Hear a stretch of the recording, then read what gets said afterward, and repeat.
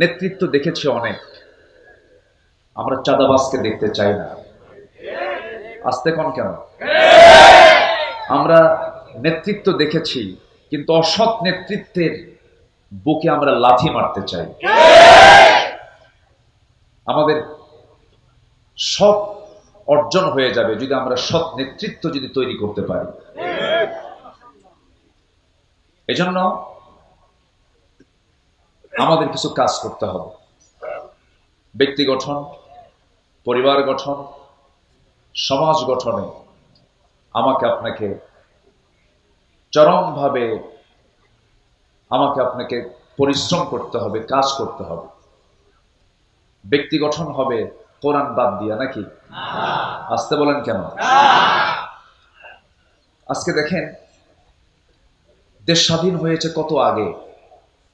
Ministry of education ছিল, শিক্ষা মন্ত্রণালয় ছিল, ধর্ম মন্ত্রণালয় ছিল, তারপরে পরিকল্পনা মন্ত্রণালয় ছিল। এতগুলো মন্ত্রণালয় থাকার পরেও গোটা পৃথিবীর দ্বিতীয় বৃহত্তম মুসলিম জনপদ বাংলাদেশ, সেই দেশের বসবাস করা মুসলমান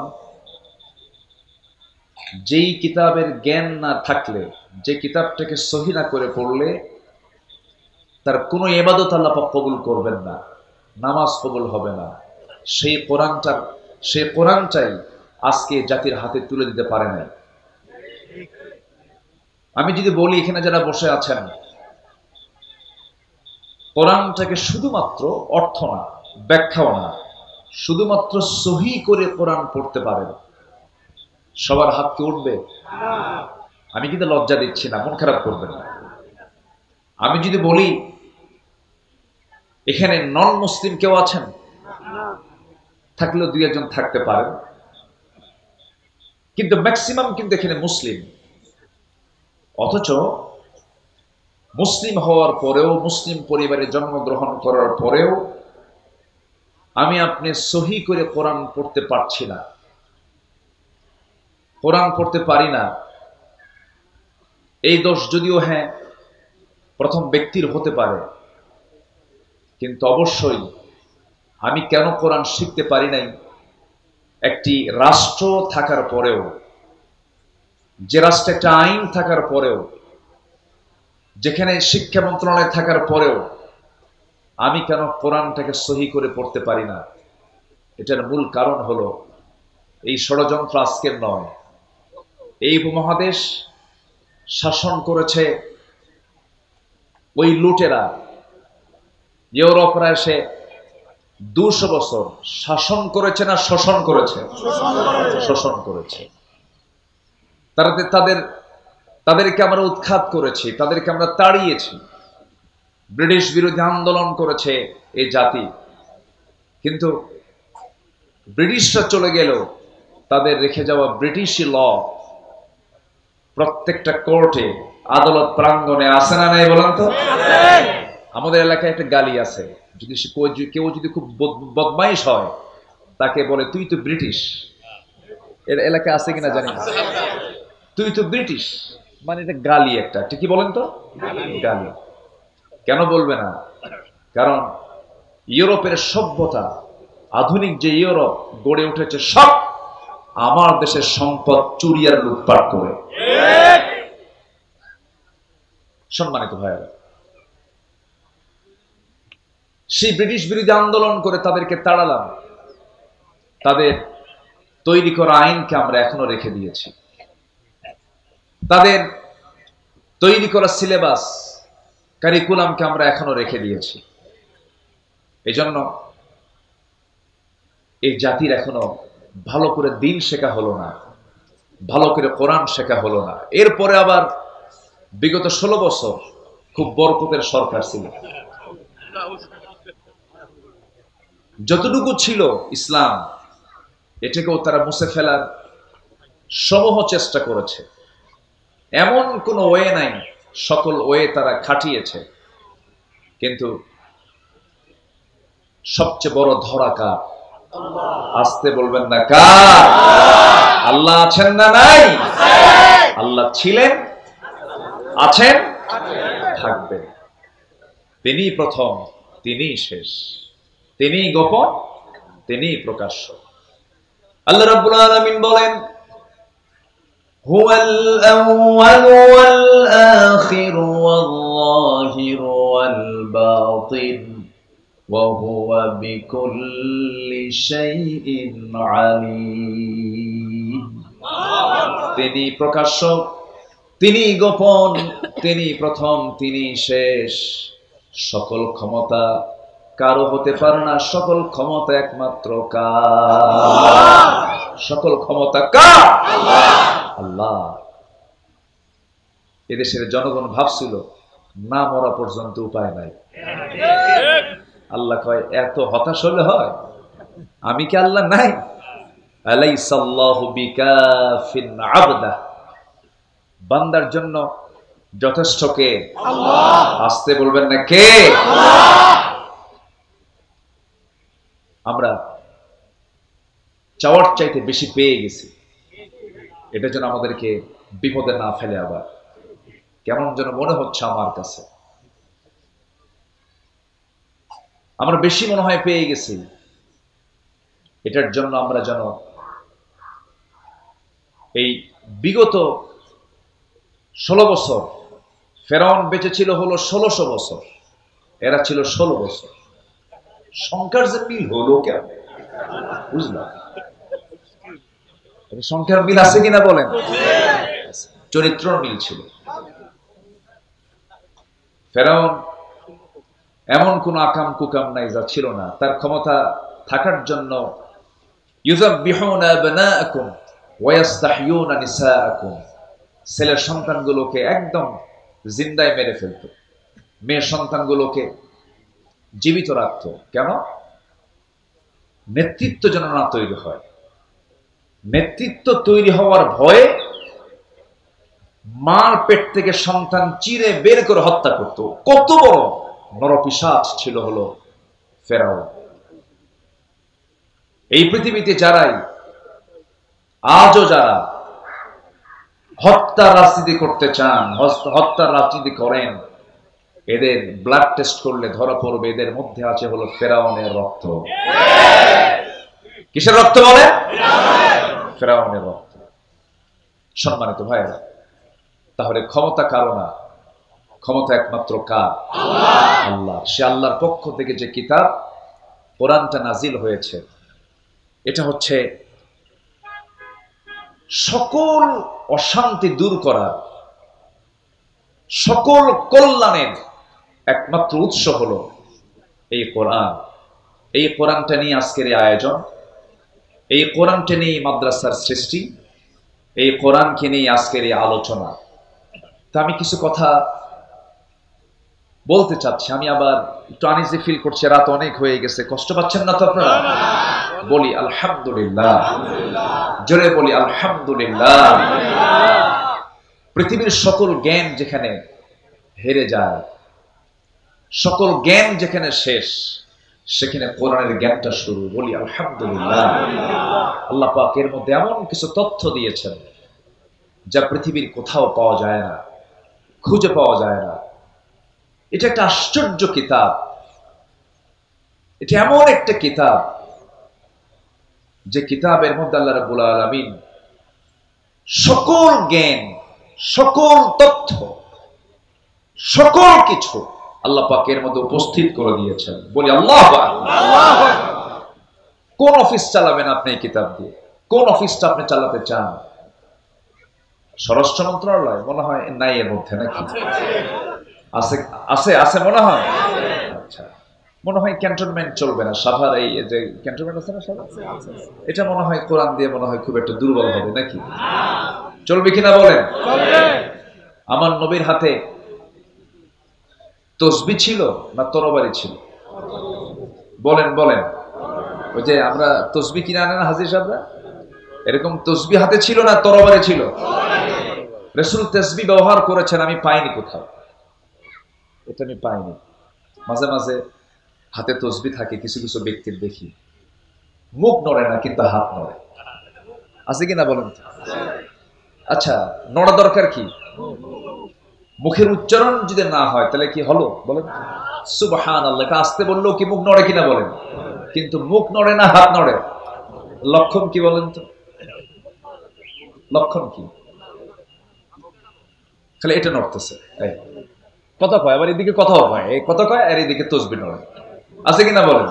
তাহলে এটা কি বলেন? এটা কি বলেন? কি তাসবিহ?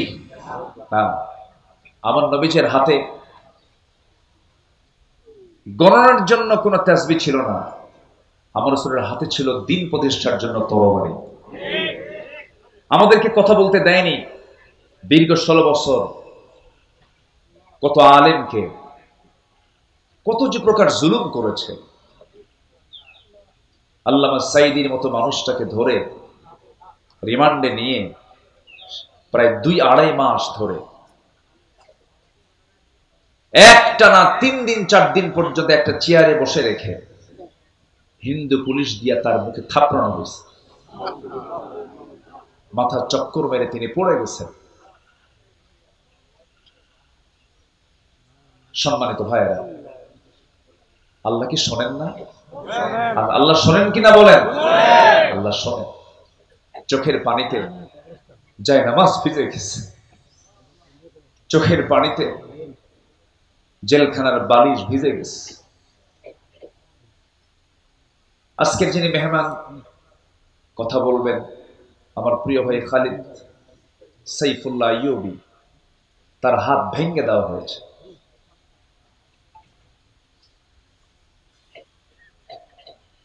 আমার তো কোনো দোষ ছিল না, আমি তো কোনো চুরি করি না। আমার রাতের গভীরে আমাকে বাড়ি ঘেরাও করে ধরে নিয়ে চলে যাওয়া হলো।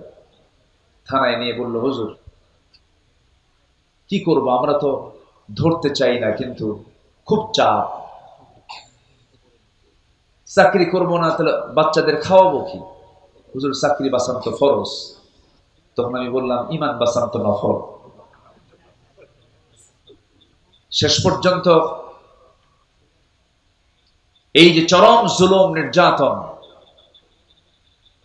সরাসরি সাহায্য নাজিল করেছেন তিনি আমার কে? আসতে বলবেন না, তিনি আমার কে? আল্লাহ।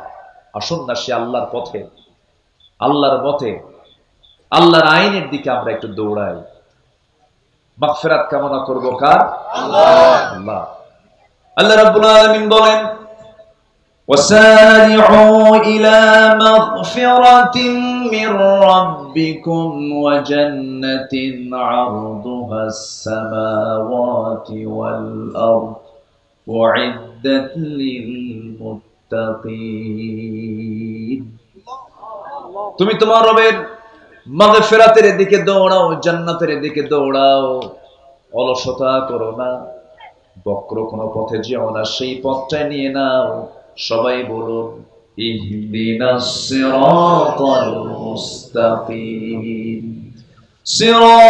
সিরাতাল্লাযীনা আন'আমতা আলাইহিম গায়রিল মাগদুবি আলাইহিম ওয়ালাদ-দাল্লিন। এরপরে আর একটু জোরে বলুন না ভাই, আমিন। আল্লাহর পথে টিকে থাকতে হবে। ঈমান টানা সহজ, কিন্তু ঈমানের উপরে টিকে থাকাটা কঠিন। নবীর হাতে বায়াত নিয়ে দিন গ্রহণ করে বেঈমান হয়ে মারা গেছে এমন রেকর্ড আছে না নাই? আছে। নবীর চেহারা দেখে, নবীর বয়ান শুনে, নবীর হাতে হাত রেখে ঈমান গ্রহণ করার পরে আবিসিনিয়াতে হিজরত করে পর্যন্ত চলে গেছে, সেখানে খ্রিস্টান হয়ে দুনিয়া থেকে বিদায় নিয়েছে। এই জন্য আমার বন্ধুগণ, আল্লাহ রাব্বুল আলামিন সেজন্য সুন্দর করে এক জায়গায় বলছেন, ইন্নাল্লাযীনা ক্বালু রাব্বুনাল্লাহু সুম্মা ইসতাকামু তাতানাজ্জালু আলাইহিমুল মালায়েকা আল্লা তাখাফু ওয়া লা তাহজানু ওয়া আবশিরু বিল জান্নাতিল্লাতী কুনতুম তুআদুন। জোরে বলুন আল্লাহু আকবার। এবং তার উপরে টিকে থাকবে তাদের জন্যই তো জান্নাত। টিকে থাকতে হবে, শেষ নিঃশ্বাস পর্যন্ত বলতে হবে আমার রবকে। আস্তে বলবেন আমার রবকে। আল্লাহ আমার রব। টিকে থাকতে হবে। ঈমান তো আনা যায়, কিন্তু ঈমান আনার পরে হাজারো বাধা আপনার সামনে আপনার জীবনে চলে আসবে। হাজারো ঝামেলা আসুক না কেন, মহা মুসিবত আসুক না কেন, সেই সময় প্রকৃত যারা ঈমানদার তাদের জবান থেকে বের হবে কি, আল্লাযীনা ইযা আসাবাতহুম মুসিবাতুন ক্বালু ইন্না লিল্লাহি ওয়া ইন্না ইলাইহি রাজিউন। জোরে বলুন আল্লাহু আকবার। যখন কোনো বিপদ আসবে ভাবতে হবে আল্লাহর সাহায্য, আল্লাহ পাক আমার প্রতি সাহায্য নাজিল করবেন। আশাদ্দুন নাসি বালাউল আম্বিয়া সুম্মাল আমসাল ফাল আমসাল। এই জগতে আদম থেকে শুরু করে নিয়ে আজ পর্যন্ত যত মানুষ পাঠিয়েছেন এবং পাঠাবেন, এর মধ্যে সবচেয়ে বড় বালা মুসিবত এসেছে হলো নবীদের উপরে, এবং তারপরে যত বালা মুসিবত আসছে আমার আল্লাহর যারা পছন্দের বান্দা তাদের উপরে। তাহলে বালা মুসিবত বিপদ আল্লাহ পাক দেন কি খারাপ ব্যক্তির উপরে বেশি না ভালো বান্দার উপরে বেশি? ভালো বান্দার উপরে বেশি। বিপদ আসবে, মুসিবত আসবে, কিন্তু চ্যালেঞ্জ ধরে রাখতে হবে হলো ঈমানের। ঈমান যেন আমার ছুটে না যায়। ঈমান চলে গেল তো সব চলে গেল। সম্মানিত ভাইয়েরা, আর সেই ঈমানকে ধরে রাখার জন্য যে ইলম দরকার, যে জ্ঞান দরকার, জ্ঞান এটা এমন একটি সম্পদ যে জ্ঞানী হয় শয়তান তাকে ধোঁকা দিতে পারে না। শয়তান তাকে কি করতে পারে না? ধোঁকা দিতে পারে না। শয়তান মূর্খের কাছে গিয়ে যত আরাম পায়, জ্ঞানীর কাছে গিয়ে সেই মজাটা পায় না। এজন্য আল্লাহ তাআলার প্রথম হুকুম কি বলেন তো? পড়ো। বলেন তো কি প্রথম হুকুমটা কি বলেন? পড়ো। ইকরা, পড়ো। কার নামে? আস্তে বলবেন না, কার নামে? আল্লাহর নামে পড়ো। আমার দেশে পড়াশোনা যে হচ্ছে না তা না, হচ্ছে। শিক্ষিতের হার বিগত সকল সময়ের চাইতে এখন বেশি না কম? বেশি।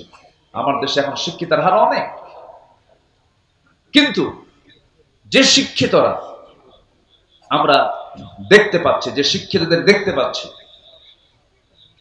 আমার দেশের উন্নয়নে ধরুন শ্রমিকরা দেশটাকে পিছায় দিয়েছে না আগায় দিয়েছে? আগায় দিয়েছে। আমার দেশের কৃষক যারা কৃষি কাজ করেন তারা দেশকে পিছায় দিয়েছে না আগায় দিয়েছে? আগায় দিয়েছে। প্রবাসী, লক্ষ লক্ষ প্রবাসী প্রবাস জীবনে থেকে ওই পাখির মতো ঝুলে ঝুলে কনস্ট্রাকশনের যে কাজগুলো করেন, তারা দেশকে পিছায় দিয়েছেন না আগায় দিয়েছেন? আগায় দিয়েছেন। আচ্ছা বলুন তো, শ্রমিক, এই কৃষক, এই প্রবাসী লোকগুলো কি শিক্ষিত না অশিক্ষিত? অশিক্ষিত। তারা অশিক্ষিত হওয়ার পরও এই শ্রমিক, এই প্রবাসী, এই কৃষক অশিক্ষিত থাকার পরও দেশকে তারা আগায় দিল, দেশের উন্নয়নে বিশাল ভূমিকা পালন করলো, কিন্তু দেশকে পিছায় দিল কারা? বলেন কারা?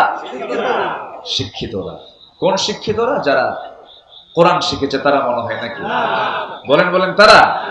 তাহলে শিক্ষা দু প্রকার। দেশকে পিছায় দিয়েছে রুহের শিক্ষায় শিক্ষিত যারা, যে শিক্ষার মধ্যে প্রাণ আছে, ওহির শিক্ষার মধ্যে যে প্রাণটা আছে, এই শিক্ষায় শিক্ষিত লোকগুলো দেশকে পিছায় দেয় নাই। দেশের টাকা লোপাট করে বাইরে পাচার করেছে ওই সমস্ত শিক্ষিতরাই যারা কোরআন ছাড়া জ্ঞান অর্জন করে জাতিকে ঠকিয়ে দিয়েছে। সম্মানিত ভাইয়েরা, আমি বলছি না যে আপনি ইঞ্জিনিয়ার হবেন না, হবেন। আমি বলছি না আপনি ডাক্তার হবেন না, হবেন। কেন হবেন না? ডাক্তার হবেন, ইঞ্জিনিয়ার হবেন, কিন্তু সব জ্ঞান অর্জন আপনি করতে পারবেন, আপত্তি নেই। কিন্তু সবার ডাক্তার হওয়া ফরজ না, সবার ইঞ্জিনিয়ার হওয়া ফরজ না। কিন্তু সবার জন্য জান্নাত পাওয়ার জন্য কি শেখা ফরজ? বলেন বলেন বলেন, কি শেখা ফরজ? কোরআন শেখা সবার জন্য ফরজ। সম্মানিত ভাইয়েরা, এই জাতিকে কোরআন থেকে মাহরুম রাখা হয়েছে। আমরা এমন একটি শিক্ষানীতি দেখতে চাই, যেহেতু একটা মাদ্রাসার প্রোগ্রামে আসছি, আমি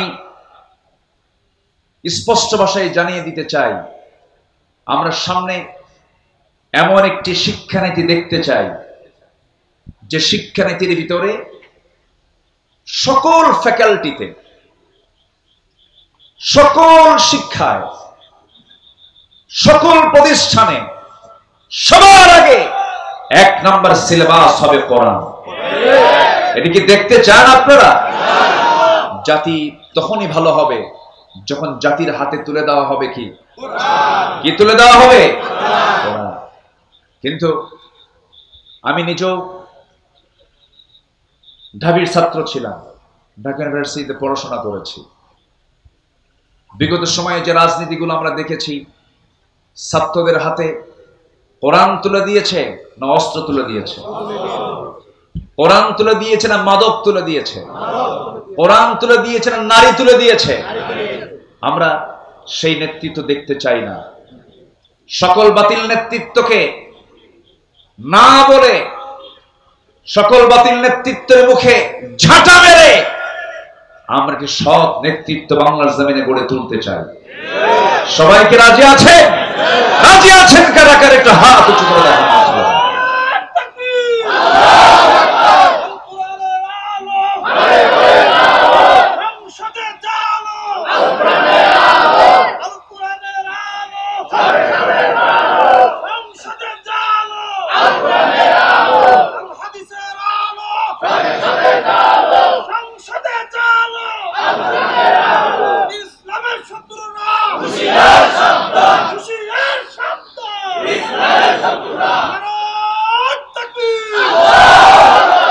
আল্লাহ কবুল করুন, জোরে বলি আমিন। রাগ করতেছেন মনে হয়। আমরা যখন রাষ্ট্র নিয়ে কথা বলি, আমরা যখন সমাজ নিয়ে কথা বলি, তখন একটা মহলের গায়ে চুলকানি শুরু হয়, আছে কিনা? হুজুর আপনি দোয়া করে দিবেন। আমরা যা করি করি, আপনাদের দায়িত্ব হলো দোয়া করা, বাচ্চা হলে আজান দেওয়া, বিয়ের প্রয়োজন হলে একটু বিয়ে পড়ায় দেওয়া, আর মরে গেলে একটু জানাজা পড়ায় দিবে। এই তো আপনাদের ডিউটি। আপনারা আবার এই দিক থেকে কথা বলেন কেন? আমার দেশে আবার কিছু হুজুরও ছিল, বিগত 16 বছর দেখেছি আমরা, সিনেমা হল উদ্বোধন হবে, হুজুর গিয়ে দোয়া করে। মদের ফ্যাক্টরি উদ্বোধন হবে, দোয়া করে আল্লাহ এই ফ্যাক্টরিতে বরকত দিয়ে দেয়। আছে কিনা বলেন? এখনো ঘাপটি মারা এই সমস্ত মুনাফিক চক্র আছে না নাই? যারা সামান্য কিছু অর্থের বিনিময়ে দিনকে বিক্রি করে দেয়। ইয়াহিয়া তাকির একটা কথা খুব পছন্দ হয়েছে, ছাগলের দাম 20,000 টাকা, আর একটা ব্যক্তি তার ঈমান বিক্রি করে 500 টাকা দিয়ে। সম্মানিত ভাইয়েরা, আমরা নিজের জীবনটাকে সাজাবো কোরআন দিয়ে, জোরে বলি ইনশাআল্লাহ। আমি 8টি পয়েন্টে কথা বলতে চাই, সময় লাগবে, আমাকে সময় দেবেন ইনশাআল্লাহ। আমার আবার তবিয়ত হলো একটু সময় নিয়ে কথা বল, এটা অভ্যাস। আমি যারা আমার আলোচনা শোনেন, আমি একটু সময় নিয়ে কথা বলি, যে সময় আমাকে দিলে আমি তাহলে কথা বলা শুরু করতে পারবো। কারো কোনো আপত্তি নাই তো? হয়তো কষ্ট হচ্ছে আপনাদের, একটু গরম, অসুবিধা হচ্ছে, একটু মনোযোগ দিয়ে শুনবেন। আল্লাহ তুমি শোনার তৌফিক দান করুন, জোরে বলি আল্লাহুম্মা আমিন। কোরআনের আলোকে প্রকৃত মুমিনের আদর্শ চরিত্রের একটা রূপরেখা আমি তুলে ধরতে চাচ্ছি। আমরা আমাদের চরিত্রকে সুন্দর করে সাজাবো হলো কোরআন দিয়ে, জোরে বলি ইনশাআল্লাহ। নাম্বার 1, আমার দিলটা থাকতে হবে সর্বক্ষণ কার ভয়ে ভীত? আসতে বলবেন না, কার ভয়ে ভীত থাকতে হবে? আল্লাহর ভয়। আল্লাহর ভয়ে ভীত হলেই পৃথিবীর কোনো ভয় ওই দিলে স্থান পায় না।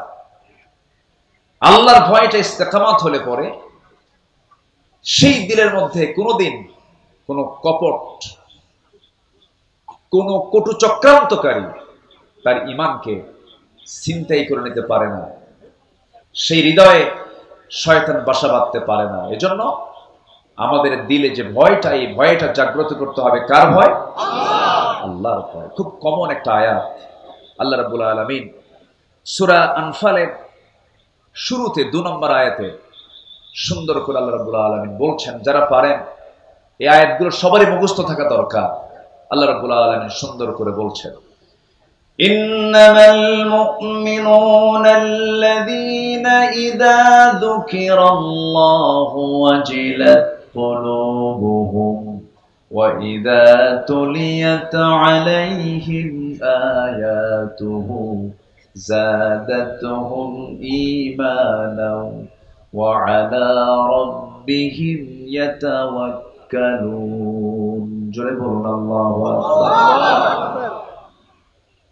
মুমিনের 3টা দিক আল্লাহ রাব্বুল আলামিনের জায়গায় তুলে ধরেছেন। নাম্বার 1 হলো আল্লাহর জিকির করা। আল্লাহর জিকির করলে পরে যারা প্রকৃত যারা ঈমানদার, তাদের দিলটা প্রকম্পিত হয়। কার ভয়ে? আল্লাহর ভয়ে। আসতে বলবেন না, কার ভয়ে? আল্লাহর ভয়ে। নাম্বার 2 হলো ঈমান যদি একটু দুর্বল থেকে থাকে, কোরআনের সুন্দর করে তেলাওয়াতের মধ্য দিয়া, কোরআনটাকে বোঝার মধ্য দিয়া, তিলাওয়াত, কিরাআত, দিরাসাত, তাদাব্বুর সমস্ত হকগুলো আদায় করে যে বান্দা কোরআনের হক আদায় করে কোরআনটা সুন্দর করে বোঝার চেষ্টা করবে, ঈমান যদি দুর্বল থাকে, কোরআন শোনার সঙ্গে সঙ্গে তার ঈমানটা শতগুণে বৃদ্ধি পেয়ে যায়। জোরে বলি সুবহানাল্লাহ। মোবাইলের চার্জ কমে গেছে, চার্জার দিয়ে চার্জ দিতে হয়। ঈমানের চার্জ একটু দুর্বল হয়েছে, চার্জ দিতে হয় কি দিয়া? কোরআন দিয়ে। আসতে বলবেন না, কি দিয়া? কোরআন দিয়ে। যে দলের রাজনীতি কোরআন দিয়ে নয়, সেই দল করা হারাম। আসতে কোন কেন? আসতে কোন কেন? মুসলমান কখনো জাতীয়তাবাদকে বিশ্বাস করতে পারে না। মুসলমান কখনো সেকুলারিজমকে বিশ্বাস করতে পারে না। মুসলমান কখনো ক্যাপিটালিজমকে বিশ্বাস করতে পারে না। মুসলমান কখনো মানুষের তৈরি করা কোনো ইজমকে, কোনো মতবাদকে, তন্ত্র মন্ত্রকে বিশ্বাস করতে পারে না। মুসলমান বিশ্বাস করবে কার দেওয়া বিধানকে? আল্লাহর দেওয়া বিধানকে মুসলমান বিশ্বাস করবে। তাহলে কোরআন তেলাওয়াত করলে পরে, কোরআনটার সঙ্গে সম্পর্ক রাখলে পরে ঈমানের চার্জ কমে না বাড়ে? আসতে বলবেন না, কমে না বাড়ে? বাড়ে। অতএব যেখানে কোরআন পাবেন, যেখানে কোরআন ওয়ালা পাবেন, সেই জায়গায় আমাদের বৈঠক বেশি হওয়া দরকার, তাদের সঙ্গে যোগ সাজস বেশি রাখা দরকার। যেখানে গেলে বিড়ি পাওয়া যায়, যেখানে গেলে পরে ইয়াবার ট্যাবলেট পাওয়া যায়, যেখানে গেলে পরে অস্ত্র পাওয়া যায়, যেখানে গেলে পরে চাঁদার ভাগ পাওয়া যায়, যেখানে গেলে পরে নারী পাওয়া যায়, ওই সমস্ত জায়গাকে আমাদের মাইনাস করতে হবে। ঠিক কিনা বলেন? এমন জায়গা আছে না নাই আমার দেশে? আসতে বলবেন না, আছে না নাই? আচ্ছা, সম্মানিত ভাইরা, তাহলে ঈমান বৃদ্ধির জন্য মাধ্যম হলো এই কিতাবের সঙ্গে সম্পর্ক রাখা। আর জিকির করলে দিলে ভয় সৃষ্টি হয়। কার ভয়? আল্লাহর ভয়। নাম্বার 3 হলো ওই সমস্ত বান্দাগুলো যারা আল্লাহকে ভয় করে, আল্লাহর কালামকে যারা সুন্দর করে তেলাওয়াত করে, ওই সমস্ত বান্দার আরেকটা গুণ হলো ওই সমস্ত বান্দাগুলো জীবনের সকল জায়গায় ভরসা রাখে কার উপরে? আল্লাহর উপরে। আসতে বলবেন না, কার উপরে? আল্লাহর উপরে। আল্লাহ রাব্বুল আলামিন বলেন, ফাইদা আযামতা ফাতাওয়াক্কাল আলাল্লাহ ইন্নাল্লাহা ইউহিব্বুল মুতাওয়াক্কিলিন। যখন তোমরা কোন সিদ্ধান্তহীনতায় পড়ে যাবে, যখন তোমরা কোন কঠিন মুসিবতের মধ্যে পড়ে যাবে, সেই সময় তোমরা আমার উপরে ভরসা করবে। আমি আল্লাহ রাব্বুল আলামিন আমার প্রতি ভরসা করনেওয়ালা, আমার প্রতি যারা ভরসা করে আমি তাদেরকে দারুণ ভালোবাসি। জোরে বলি সুবহানাল্লাহ। তাহলে আমাদের ভরসার জায়গাকে আসতে বলবেন না, কে? জনগণ সকল ক্ষমতার উৎস। ভরসা না এটা? এদিকে ভরসা? ভরসা নয়। সকল ক্ষমতা কার? সকল ক্ষমতার উৎস কে? আল্লাহ তাআলা। আল্লাহর ভয় থাকতে হবে। সাইয়েদনা ওমর ফারুক রাদিয়াল্লাহু তাআলা আনহু একদিন জাহান্নামের আয়াত শুনতেছিলেন। কিসের আয়াত বলেন তো? জাহান্নাম। এটা কোথায় আছে? বলেন বলেন, জাহান্নামের আয়াত কোথায়? শোনা মাত্রই অস্থিরতা বেড়ে গেল, খুব কাঁপতেছেন। কাঁপতে কাঁপতে অঝরে ঝাড়ায় তিনি চোখের পানি ফেলতে লাগলেন। অস্থির চিত্ততা নিয়ে তিনি নিজেকে বলছেন, ওই হাকাইয়া ওমর আন্না লাকান নাজাহ, ওমর তোমার জন্য কি নাজাত আছে নাকি? তোমার জন্য কি নাজাত আছে নাকি?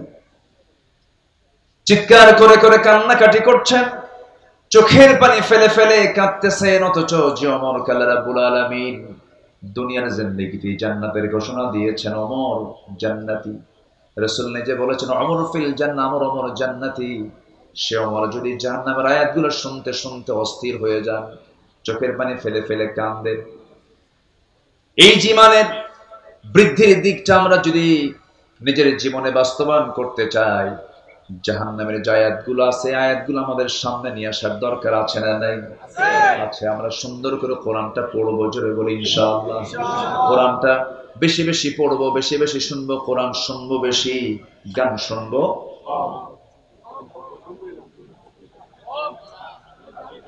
এতক্ষণে গান শুনবেন,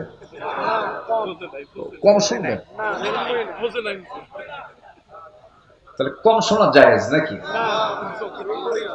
যেটা জায়েজ নাই, কমও জায়েজ নাই, বেশিও জায়েজ নাই। সারা বছর কোন মাসে আইএমএ 20 রোজা বাদ দেয় না, সোমবার বৃহস্পতিবার রোজা রাখে। ঈদের দিন মদ খায়। ঈদের দিন কি খায়?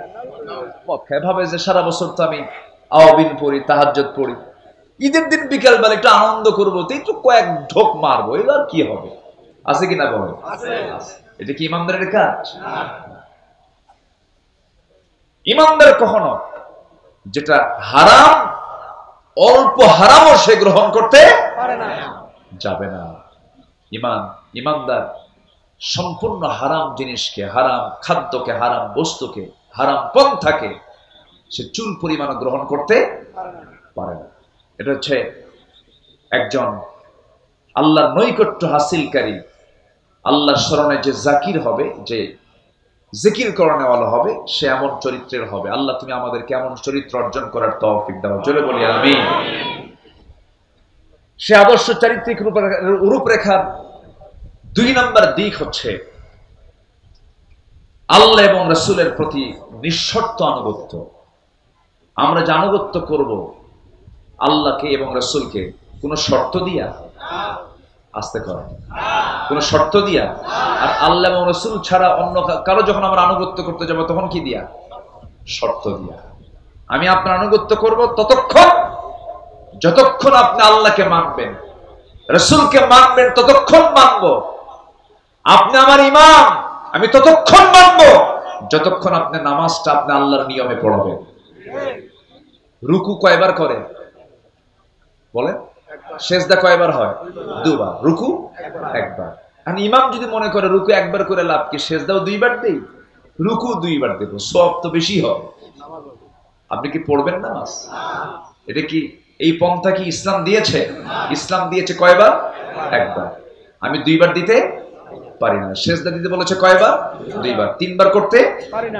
এখন যদি কোনো ইমাম 3 বার সেজদা দেয়, 2 বার রুকু করে, বেশি তো করলো, এরপরও মানা যাবে না। তাহলে আমি ওই ইমামকে মানতেছি শর্ত দিয়া। কি দিয়া? যতক্ষণ তুমি আল্লাহ রাসূলকে মানো, ততক্ষণ তুমি আমার, আমি তোমাকে আনুগত্য করব, তুমি আমার ইমাম। আল্লাহ নবীর আনুগত্য বাদ দিবা, কল্লা ধরে টেনে মসজিদ থেকে বের করে দেবে। ঠিক কিনা? এটাই হচ্ছে নিঃশর্ত আনুগত্য আর শর্ত আনুগত্য। আপনি আল্লাহর সাথে, রাসূলের সাথে তার আপনার যে আনুগত্য হবে, এটা হবে নিঃশর্ত, কোনো শর্ত দেওয়া যাবে না। আল্লাহ যা বলেছেন, কেন বলেছেন, এটা বলা যাবে, রাসূল এটা করতে বলে কেন বলেছেন এটা বলা যাবে না। আপনি কেন বলবেন, ঈমান আপনার চলে যাবে। আল্লাহ যা বলেছেন সামিআনা ওয়া আতাআনা, শুনলাম সঙ্গে সঙ্গে তা মানব। জোরে বলি ইনশাআল্লাহ।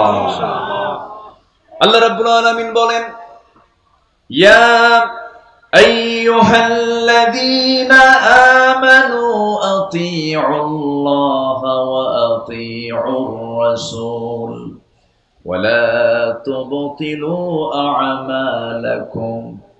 আল্লাহ পাক আরেক জায়গায় বলছেন, ইয়া আইয়ুহাল্লাযীনা আমানু আতিউল্লাহা ওয়া আতিউর রাসূল ওয়া উলিল আমরি মিনকুম ফাইন তানাযা'তুম ফি শাইইন ফারুদ্দুহু ইলাল্লাহি ওয়ার রাসূল। জোরে বলুন আল্লাহু আকবার। আল্লাহর আনুগত্য করো, নবীর আনুগত্য করো, তোমাদের মধ্যে যারা লিডার তাদের তোমার আনুগত্য করো। তবে তারা যদি কোনো ঝামেলায় পড়ে যায়, কোনো ঝামেলায় তোমরা যদি পড়ে যাও, সেক্ষেত্রে তোমরা ফিরে যাবে ফারুদ্দুহু ইলাল্লাহি ওয়ার রাসূল, আল্লাহ এবং রাসূলের দিকে। অর্থাৎ আল্লাহ এবং রাসূলের যে আনুগত্য করবে, এই আনুগত্যের মাঝে কোনো শর্ত আরোপ করা যাবে না। আমার বন্ধুগণ, একটু কান লাগায় মনোযোগ দিয়ে সবাই শোনার চেষ্টা করবেন। সাহাবায়ে কেরাম নবীর যে আনুগত্য করেছেন, কোন শর্ত দিয়ে তারা আনুগত্য করেন নাই, হাসি মুখে জীবন দিয়েছেন। রাসূল যখন যা বলেছেন, সাহাবায়ে কেরাম কোন শর্ত লাগায় তারা আনুগত্য করেন নাই, সঙ্গে সঙ্গে তা মেনে নিয়েছেন। আল্লাহ রাব্বুল আলামিন আমার রাসূলকে এত দাম দিয়েছেন, এত সম্মান দিয়েছেন। আমার আল্লাহ রাব্বুল আলামিন রাসূলকে সম্মান দিতে গিয়ে গোটা বান্দাকে জানিয়ে দিচ্ছেন, ও আমার বান্দারা, আমার যদি ভালোবাসা পেতে চাও, একজন ব্যক্তির আনুগত্য তোমার জন্য আমি আল্লাহ অপরিহার্য করে দিলাম, সেটা হলো আমার রাসূলের আনুগত্য করা।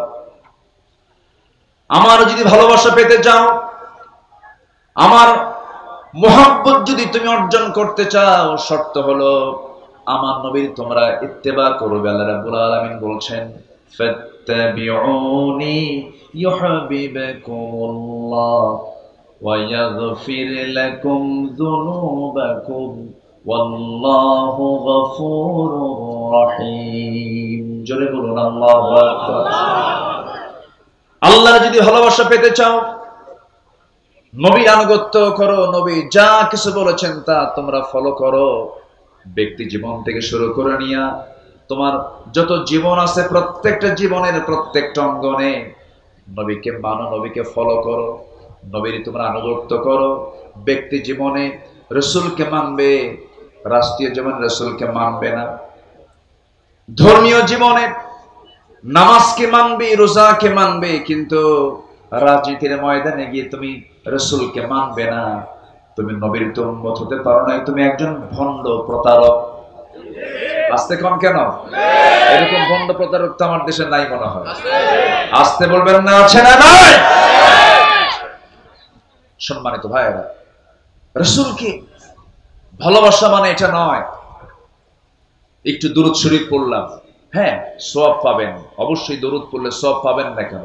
দরুদ পড়লেন, মুখে সুন্দর একদম মুখ ভরা দাঁড়িয়ে রাখলেন, মাথায় পাগড়ি পরলেন, একটু আতর লাগালেন, মেসওয়াক করলেন, সমস্যা নাই, এগুলো সুন্নাহ, ভালো, আলহামদুলিল্লাহ, কোনো সমস্যা না। আমি বলছি না যে এগুলোর গুরুত্ব ইসলামে নাই, আছে, কিন্তু মুখের দাড়ি কিন্তু আবু জেহেলেরও ছিল। এরপরে পোশাক আশাক দিয়ে যদি জান্নাত পাওয়া যেত, বর্তমান বিশ্বে অন্যান্য ধর্মের অনেক পোশাক আছে যেটা ইসলামের সঙ্গে মিলে যায়, আছে কিনা বলেন? মিলে যায়।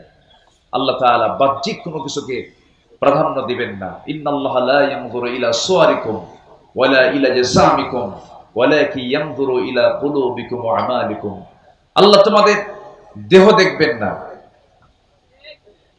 আল্লাহ তোমাদের চেহারা দেখবেন না, আল্লাহ দেখবেন তোমার ভিতরটা এবং তোমার আমলটা আল্লাহ পাক দেখবেন। সম্মানিত বন্ধুগণ, সম্মানিত ভাইয়েরা, এই জন্য নবীর প্রতি এবং আল্লাহর প্রতি যে আনুগত্য হবে, এই আনুগত্যের মাঝে কোনো শর্ত আরোপ করা যাবে না।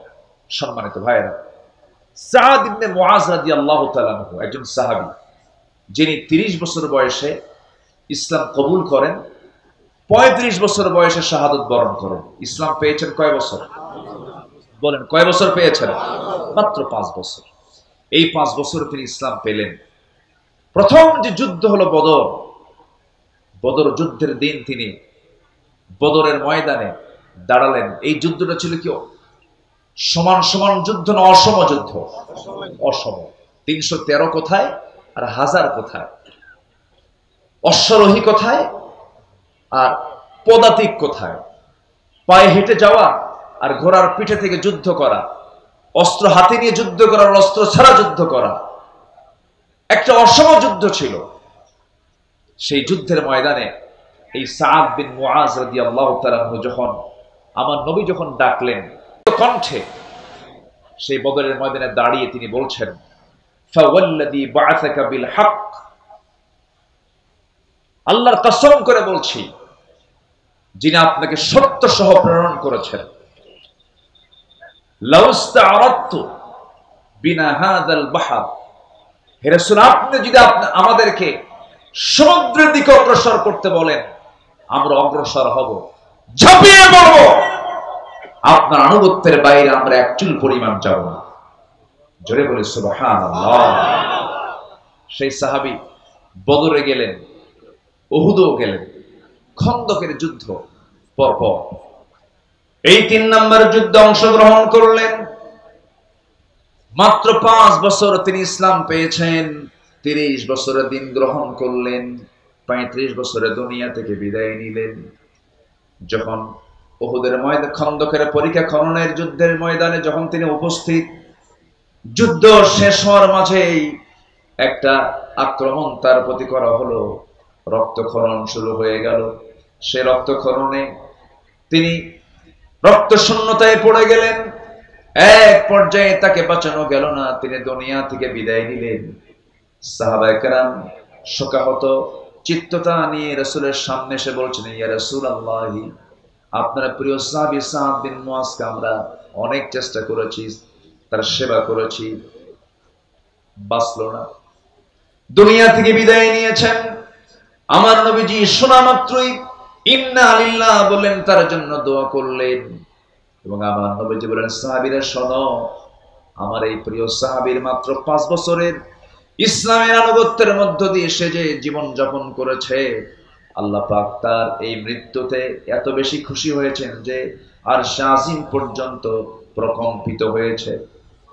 ইহতাজ্জাতিল আরশ, আরশ প্রকম্পিত হয়েছে তার মৃত্যুতে। মানে আরশ জেনে গেছে, আরশের ফেরেশতারা জেনে গেছে যে একজন আল্লাহর প্রকৃত বান্দা দুনিয়া থেকে বিদায় নিল। মাত্র কয় বছর? আসতে বলেন, কয় বছর? 65 বছর পার হয়, নামাজ পড়ে না।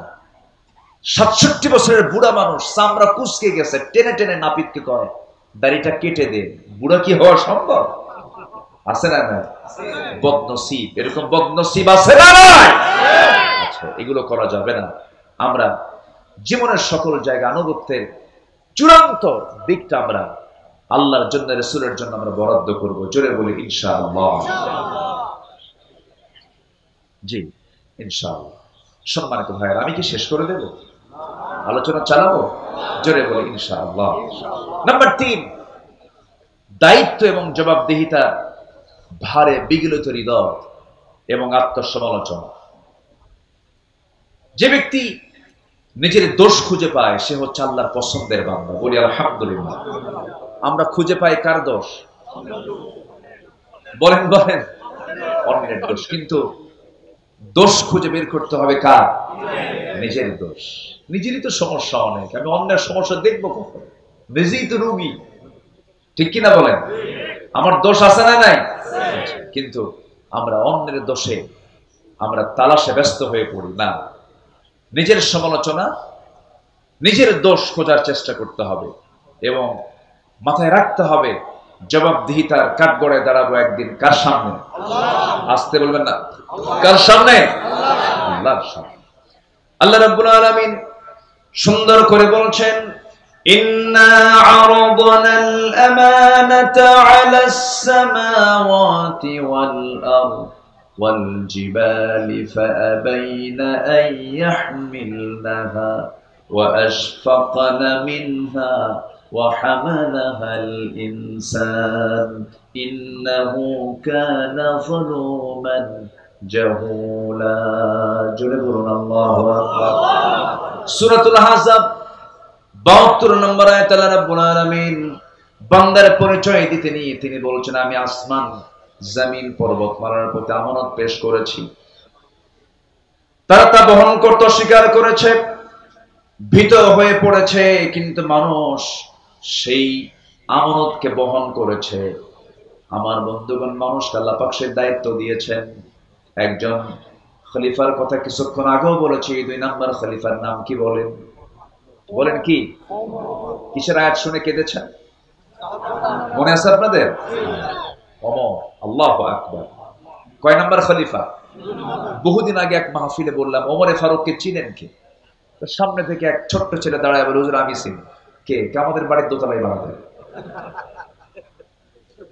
আমাদের বাড়ির দোতলায় ভাড়া থাকে। এটা কি সেই ভাড়া থাকে ওমর? কোন ওমর?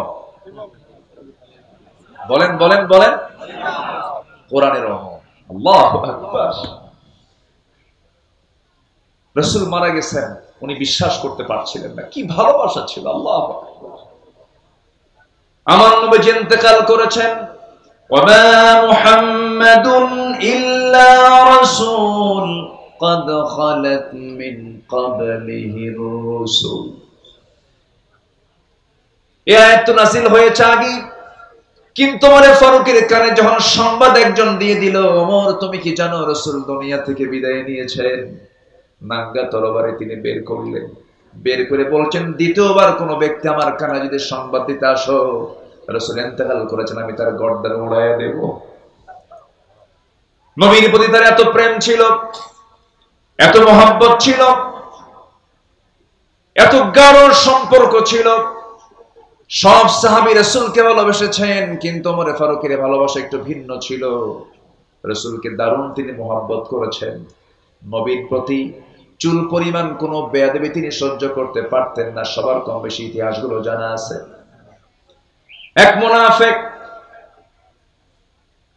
নবীর কাছে বিচার চাইতে আসলো, এসে বলতেছে, ইয়া রাসূলুল্লাহ, বিচারটা আমার চাই। কি বিচার? ইহুদির সাথে আমার গন্ডগোল লাগছে, একটু বিচারটা করে দেন। নবীজি মুনাফিকের পক্ষে রায় না দিয়া রায়টা দিয়েছেন ইহুদির পক্ষে। কারণ রাসূল কি মুসলমান দেখবেন, ইহুদি দেখবেন না, আইন দেখবেন। কারণ কি দেখবেন? কি দেখবেন? ইয়াদিলু হুয়া আকরাবু লিত-তাকওয়া। ইয়াদিলু হুয়া আকরাবু লিত-তাকওয়া। আদালত ঠিক রাখো, এটাই হলো তাকওয়ার জায়গা। এটা কিসের জায়গা? তাকওয়ার জায়গা কি মসজিদ না বাজার? ভালো করে কও। বাজার না, বাজার না নাকি? বলেন বলেন বলেন। উত্তর হলো তাকওয়ার জায়গা মসজিদ, বাজার। কিন্তু আমরা কি মনে করি? তাকওয়ার জায়গা শুধু মসজিদ, আর বাজারে গিয়ে ওজন হেরফের করো। ইয়াদিলু হুয়া আকরাবু লিত-তাকওয়া। কষ্ট পেলে শেষ করে দেই নাকি? আচ্ছা, সেই ওমর ফারুক রাদিয়াল্লাহু তাআলা আনহু, তার কাছে ওই মুনাফিক এসে বলল, নবীর কাছে বিচার চাইতে গেলাম, রাসূল ভাবছিলাম আমি মুসলমান, নবী আমার পক্ষে রায় দিবেন। আমার পক্ষে রায় না দিয়া ইহুদির পক্ষে রায় দিল, এটা কেমন কথা? বিচার পছন্দ হয় নাই ওমর। বিচার সানি করো, সানি বিচার করো, দ্বিতীয় বিচার করো। সাইয়েদনা ওমর ফারুক রাদিয়াল্লাহু আনহু কাছেই কপাটে এত জঘন্য মনে হলো, এতটা আপত্তিকর মনে হলো, কাউকে বলার প্রয়োজন মনে করলেন না। শুধু বললেন, তুমি একটু দাঁড়াও, ভিতরে থেকে আস। ভিতরে গেছেন, হাতের মধ্যে কি নিয়েছেন বলেন? কি নিয়েছেন? কার প্রতি ভালোবাসা? নবীর প্রতি ভালোবাসা। চিন্তা করে দেখো, অন্য কথাও তো বলতে পারতেন, বেকু বেয়াদব, নবীর বিচার পছন্দ হয় না, যাও এখান থেকে, বলতে পারতেন। ভাবলেন এটা তো বদমাইশ, এটা বাঁচাবই না। তরবারি হাতে নিলেন, কোনো কথা নাই, বাইরে এসে একটা শব্দ বের করার মতো সুযোগও দিলেন না। তরবারি তার গর্দান বরাবর মেরে দিলেন। মুনাফিক দুনিয়া থেকে বিদায় নিল। আমার নবীর কাছে সংবাদ চলে গেছে। রাসূল ভাবলেন, আহারে ওমর বুঝে একটা খুন করে ফেললো। আল্লাহর পক্ষ থেকে আয়াত নাযিল হলো, ওমর যে সিদ্ধান্ত নিয়েছে এটাই হলো সঠিক সিদ্ধান্ত, কারণ ওমর জীবনের চাইতে আপনাকে বেশি ভালোবাসে। জোরে বলে সুবহানাল্লাহ, আল্লাহু আকবার। ওমর ফারুক রাদিয়াল্লাহু তাআলা এক রাতে ঘুরতেছেন। ওনার তো দায়িত্ব ছিল রাতের বেলা ঘুমানো না ঘোরানো। বলেন ঘুরে বেড়া না ঘুম? ঘুরতেন খাদেমের মতো। কিসের মতো বলেন? রাতের বেলা পুলিশের ডিউটি করে না? ডিউটি করে কিনা? রাতের বেলা ডিউটি করে অস্ত্র হাতে নিয়ে। আর ওমর ফারুক রাতের বেলা ডিউটি করতেন হাতে ছোট্ট একটা লাঠি নিয়ে। আল্লাহু আকবার। মদিনার অলিগলি ঘুরতেছেন। ঘুরতে ঘুরতে দেখেন এক শিশুর কান্না। এক শিশু কান্না তার কানে আসলো।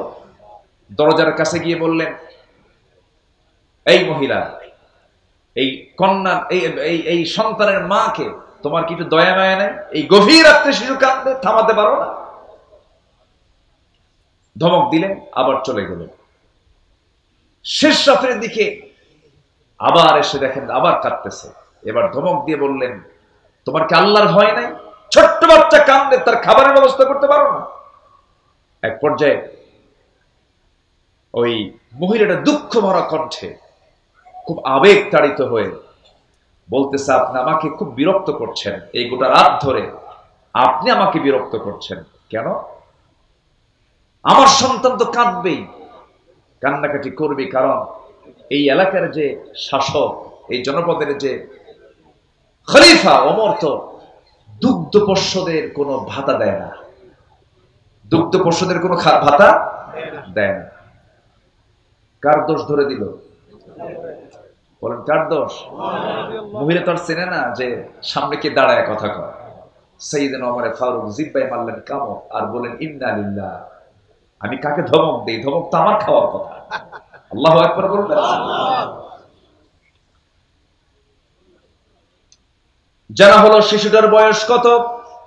কয়েক মাস বয়স। দুগ্ধপোষ্যদের ভাতা দেওয়া হয় না। সেজদায় পড়ে তিনি কান্নাকাটি শুরু করে দিলেন আর বলছেন, আল্লাহ, তোমার এই অধম বান্দা ওমর হাজারো সন্তান, হাজারো তোমার বান্দাকে হত্যা করেছে। আমার রাষ্ট্রে তো দুগ্ধপোষ্য মাদের কোনো ভাতা দেওয়া হয় নাই। আমি বড় ভুল করেছি আল্লাহ। সিদ্ধান্ত নিলাম আজকের দিন থেকে আমার জনপদে যত দুগ্ধপোষ্য মা থাকবে সকল মার জন্য আজকে থেকে ভাতা চালু করে দিলাম। আল্লাহু আকবার। তারা নিজেকে সংশোধন করেছে কার ভয়ে? আর আমার দেশে দুগ্ধপোষ্যের ভাতা দেবে কখন? ওদের নিজের ভাতাই তো হয় না, ঠিক কিনা বলে? দেশের সম্পদ দেশে রাখলেও হতো, দেশের সম্পদগুলো দেশেও রাখলো না। এই যে মিলিয়ন বিলিয়ন ডলারগুলো তারা দেশ থেকে পাচার করেছে। তারা দেশে রাজনীতি করতে চান, ভালো কথা, রাজনীতি করবেন না কেন? টাকাগুলো আনেন, আসতে কম কেন? ঠিক কিনা বলেন? টাকাগুলো ওর বাপের না তো? ওর বাপের টাকা না, টাকাগুলো ফেরত আনো। গত জুলাই 24-এর আন্দোলনে যে সমস্ত মার কোল খালি হয়েছে, সেই সমস্ত মার কোলে সন্তান ফেরত না দেওয়া পর্যন্ত রাজনীতির অধিকার তোমাদের থাকবে না। নিজের চোখে দেখেছি। আমি জুলাই, আমি ঢাকায় ছিলাম, বৃষ্টির মতো গুলি করা হয়েছে, পাখির বাচ্চার মতো গুলি করে হত্যা করা হয়েছে। হাত চলে গেছে, পা চলে গেছে, চোখ চলে গেছে। এই জীবনগুলো দিয়েছে যারা, এই জাতির একটা বড় দোষ আছে, ইতিহাস দ্রুত ভুলে যায়। ইতিহাস দ্রুত ভুলে যায়। সম্মানিত ভাইয়েরা, আমরা সব দেখা শেষ করেছি। আমরা 16 বছরের শাসন দেখেছি, 25 বছরের শাসন দেখেছি, 9 বছরের শাসন দেখেছি, কেয়ারটেকার গভর্নমেন্ট দেখেছি, সব থেকে শেষ করেছি। আগামীর দেশ আমরা দেখতে চাই কোরআনের দেশ। আগামীর সরকার আমরা দেখতে চাই কোরআনের সরকার। রাজি আছেন কারা কারা? হাত উঁচু করে দেন।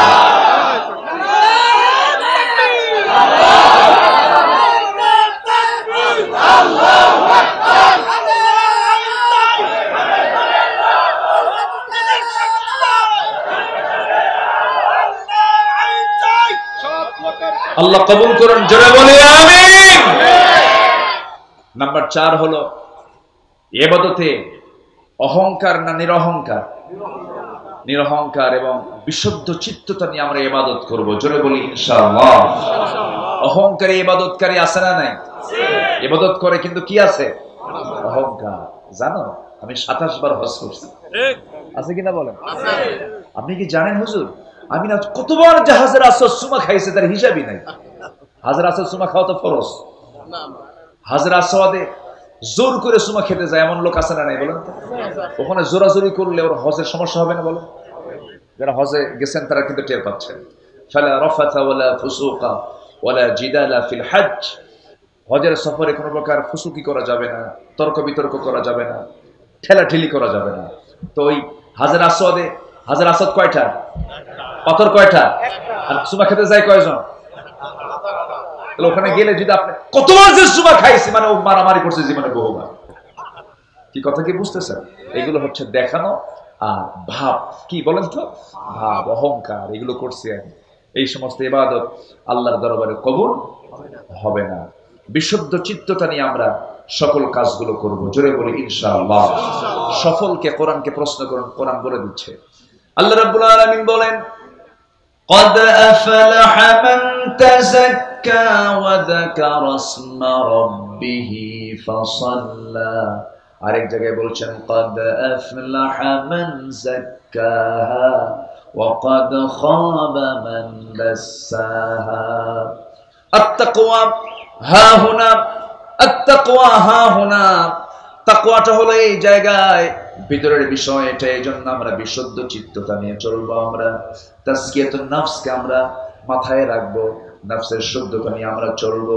ওই সমস্ত বান্দাগুলো সফল যারা নফসকে শুদ্ধ করতে পেরেছে, জিকির করেছে কার? নামাজ পড়েছে কয় ওয়াক্ত? 5 ওয়াক্ত নামাজকে সবাই পড়তে রাজি আছেন নাকি? হাত উঁচু করে দেখান তো দেখি, জোরে বলি ইয়া আল্লাহ। আমাদেরকে 5 ওয়াক্ত সালাত আদায় করার তৌফিক তুমি আল্লাহ দিয়া দাও, জোরে বলি আমিন। আরো জোরে আমিন। হাত নামাও। নাম্বার 5 হলো ধোঁকাবাজি, প্রবঞ্চনা মুক্ত সৎ জীবন। আমরা এটা চেষ্টা করব গঠন করার, জোরে বলি ইনশাআল্লাহ। ইত্তাকুল্লাহ ওয়া কুনু মা'আস সাদিকিন। আমরা এই গুণটা অর্জন করার চেষ্টা করব। নাম্বার 6 হলো তাকওয়া। একমাত্র ভয় থাকবে কার? আল্লাহ পাকের। নাম্বার 7 হচ্ছে, নাম্বার 7 হচ্ছে অধীনস্থদের অধিকার এবং ইনসাফ প্রতিষ্ঠা করা। আমার যে অধীনস্থ, ওয়াখফিদ জানাহাকা লিল মুমিনিন, এই বিষয়ে আমরা খেয়াল করার চেষ্টা করব। নাম্বার 8 হলো ন্যায় বিচার প্রতিষ্ঠায় আপোষহীন থাকতে হবে। আমাদের সবচেয়ে বড় ঘাটতি হলো এই রাষ্ট্রের সবচেয়ে বড় ঘাটতি হলো ন্যায় বিচারের অভাব, ঠিক কিনা বলুন?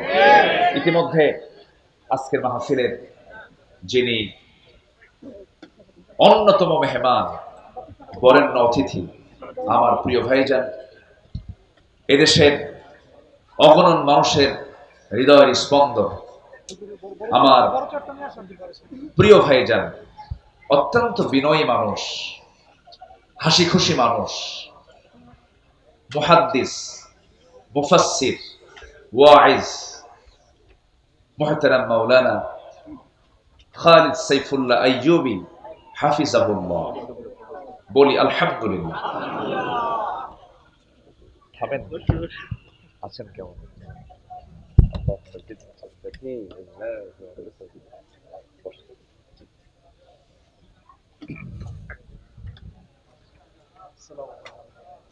যে উনি এসেছেন,